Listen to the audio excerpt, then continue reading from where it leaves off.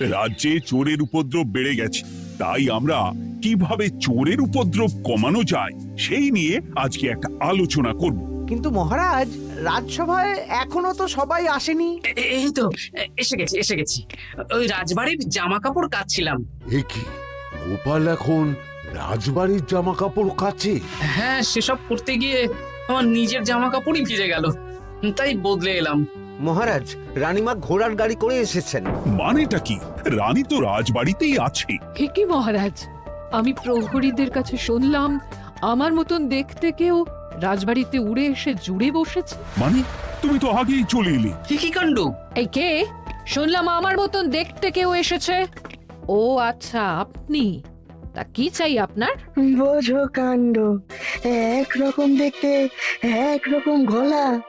এ বলে আমি আসল, ও বলে আমি। হয় হয় হয়, আসল নকল বোঝাই দায়। একটা নয়, দুটো রানী। আমার জ্যাঠামশাই একদম সুস্থ। এই মহিলা নিশ্চয়ই ভুয়ো চিঠি দিয়ে নিজের রাজবাড়িতে ঢোকার সুযোগ খুঁজছিল। একদম বাজে কথা বলবেন না। আপনি কে সত্যি করে বলুন। সমস্যা সমস্যা, ঘোর সমস্যা। আমার কোনো পাণ্ডিত্য দিয়ে বুঝতে পারছি না কে আসল আর কে নকল। আমি আসল, বিশ্বাস করুন।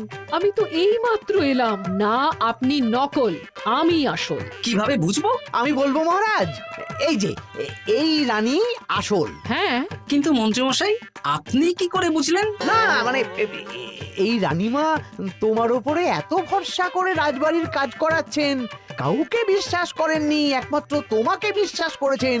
এত ভালোবাসা, এত বিশ্বাস কার থাকতে পারে বলো? মানে গোপাল, তুমি রাজবাড়ির কি কাজ করছো? বাসন মাজা, ঘর মোছা, বাগান পরিষ্কার, অনেক কাজ করছি রানীমা। আপনার সব গয়না চুরি হয়ে গেল, তাই কাউকে বিশ্বাস করা যাবে না বলে ওই রানীমা আমাকে কাজে রাখলেন। এই ওই বন্ধ করে একটা উপায় বের করো। বেশ বেশ, আমি ধরে নিচ্ছি দুজনেই আসল।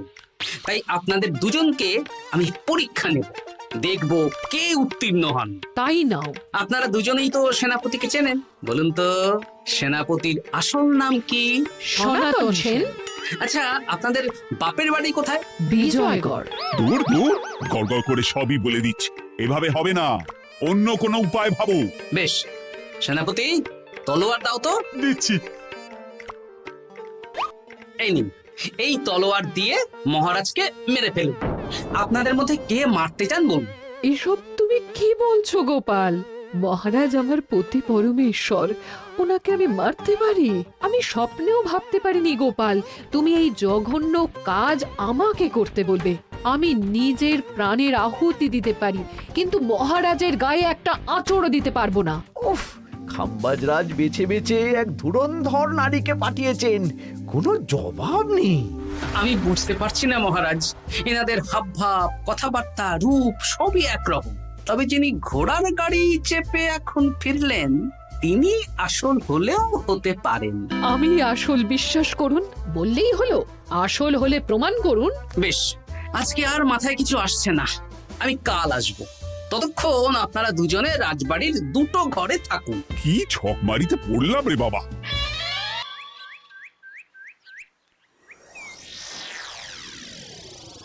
ললনা একদম তৈরি হয়ে এসেছে। দারুণ মজা হচ্ছে বলুন। এবার শুধু একবার আসল রানীকে সরিয়ে ললনা যদি রানী হয়ে যায়, তাহলে রানীর গয়নার মতন সব আমার হাতে চলে আসবে। তারপর কি হবে? তারপর ধীরে ধীরে মহারাজকেও কায়দা করে সরিয়ে দেব, আর খাম্বাজরাজ আর আমি এই দুজনে মিলে এই রাজ্য চালাবো। ও কি বুদ্ধি আপনার মাথায়।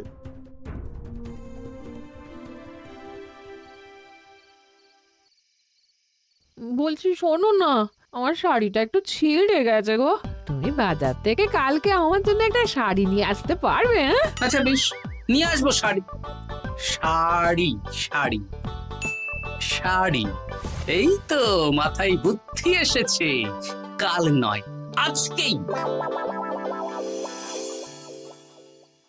গোপাল, তুমি কিছু ভাবতে পারলে? মহারাজ, আপনার দুই রানীকে ডাকুন। আমার তো একটাই রানী। ওই হলো মহারাজ, আসল নকল দুজনকেই ডাকুন। কই গো, একটু বাইরে এসো। বলুন মহারাজ। আপনি যাচ্ছেন? আচ্ছা, আমি দুটো শাড়ি নিয়ে এসেছি, লাল শাড়ি আর নীল শাড়ি। এই দুটোই মন্ত্রপুত শাড়ি, এক সিদ্ধ পুরুষ দিয়েছেন। কে তিনি? না, সেসব এখন বলা যাবে না, তবে এই শাড়ি দুটো একটা একটা করে ওনাদের দিয়ে দিন। এবার আমি এই শাড়ির বিশেষত্ব বলি। হ্যাঁ বলো গোপাল, বলো। আপনারা দুজনেই আজ রাতে এই শাড়িটা পরবেন, সারা রাত পরে থাকবেন। এই শাড়িগুলো 12 হাত মাপের শাড়ি।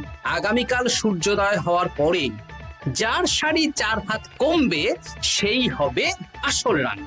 আচ্ছা বেশ, তাহলে তোমরা দুজনেই এই শাড়ি পরে থাক। কাল সকাল সকাল রাজসভা বসবে, তখন তোমাদের শাড়ি গোপালের কাছে জমা দিও। আচ্ছা। আমি যে নকল সেটা বুঝতে দেওয়া যাবে না। কি করে এই শাড়িটা 4 হাত কেটে ফেলে ওই তো ফল কাটার ছড়ি কেটে ফেলো। কালকে আবার মজা হবে।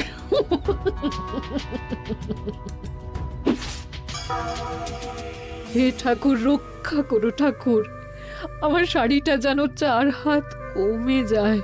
ঠাকুর রক্ষা করো।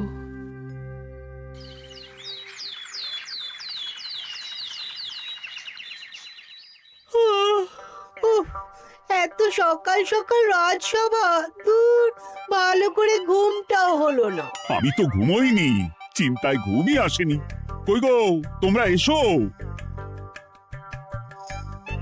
এই নিন আমার শাড়ি, এবার মেপে দেখুন, এটা 4 হাত কমে গেছে।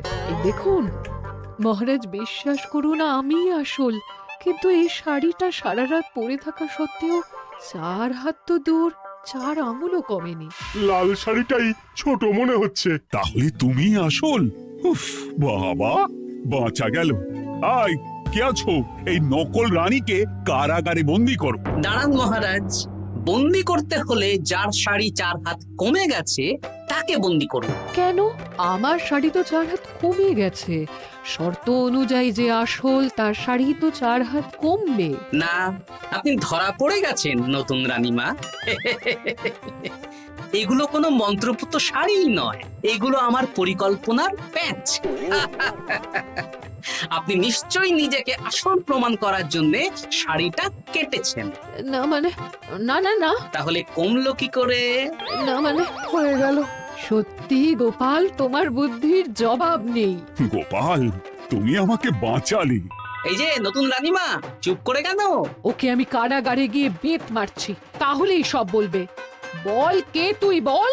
আসলে মানে আমার নাম ললনা, আমি যাত্রাপালা করি, অনেক রকম গলায় কথা বলতে পারি। কদিন আগে খাম্বাজ রাজ আর এই মন্ত্রী মশাই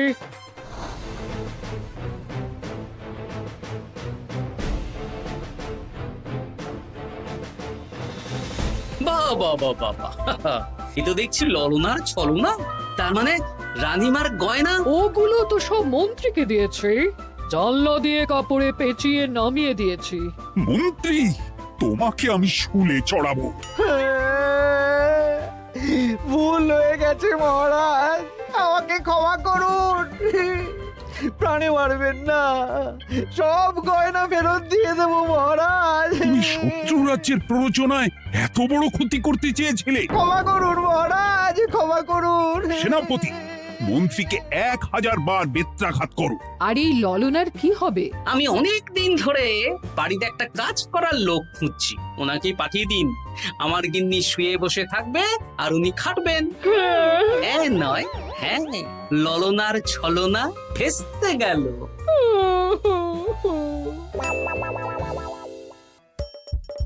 হাসির রাজা, জ্ঞানের রাজা, রসিক রাজা।